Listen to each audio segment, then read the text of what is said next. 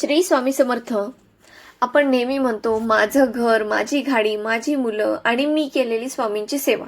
पण कधी विचार केलाय का, ज्या दिवशी या सृष्टीचा मालक आपला हिशोब मागेल तेव्हा यातील काय काय आपल्या सोबत असेल?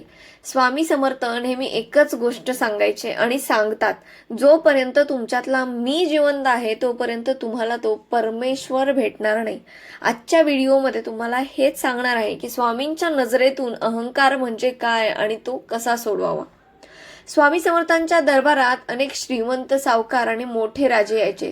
ते येताना सोबत सोन्या चांदीच्या भेटी आणायचे, पण स्वामींना त्या सोन्यापेक्षा त्या माणसाच्या मनातील नम्रता जास्त मोलाची वाटायची.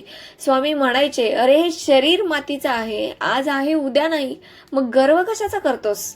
एकदा एक श्रीमंत व्यक्ती स्वामींना म्हणाली, महाराज मी तुमच्या मठाला एवढी मोठी देणगी दिली.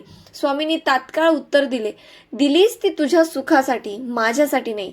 इथे देणाराही तोच आहे आणि घेणाराही तोच. स्वामींनी क्षणात त्याचं मी पण मोडून काढलं. अहंकार माणसाला आंधळा करतो. अहंकारामुळे आपण इतरांना स्वतःपेक्षा कमी लेखू लागतो. अहंकारामुळे आपण स्वतःच्या चुका मान्य करायला विसरतो. आणि सर्वात महत्त्वाचं म्हणजे अहंकारामुळे आपण ईश्वरापासून दूर जातो. स्वामी म्हणतात, जोपर्यंत घागर रिकामी होत नाही तोपर्यंत त्यात पाणी भरता येत नाही. तसंच जोपर्यंत मन अहंकाराने भरलेलं आहे त्यात स्वामींची कृपा कशी मावणार? स्वामी भक्त म्हणून आपण दररोज हे 3 बदल आपल्यामध्ये केलेच पाहिजेत. पहिली गोष्ट म्हणजे सकाळी उठल्यावरती म्हणा, आजचा दिवस स्वामींनी दिला, मी फक्त निमित्त आहे.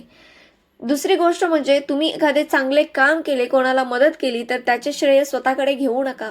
हे म्हणा की स्वामींनी माझ्याकडून करून घेतले आहे. आणि तिसरी गोष्ट म्हणजे मी किती माळा जप करतो किंवा मी किती वेळा अक्कलकोटला जातो हे सांगणं म्हणजे देखील एक सूक्ष्म अहंकार आहे. भक्ती गुप्त आणि नम्र असावी. स्वामींचा एक मंत्र तुम्ही नेहमी लक्षात ठेवा, आम्ही कोणाचे लागत नाही आणि आमचे कोणी लागत नाही. याचा अर्थ असा की आपण सर्व त्या एकाच परब्रह्माचे अंश आहोत. तिथे मी आणि तू असा भेदभाव नाही. ज्या दिवशी तुम्ही तुम्हाला स्वामी मी काहीच नाही, जे काही आहे ते तुम्हीच आहात, त्या दिवशी स्वामी स्वतः तुमचा हात धरतील. तर मीपणा सोडून तुम्ही स्वामींच्या चरणी नतमस्तक व्हायला तयार आहात का?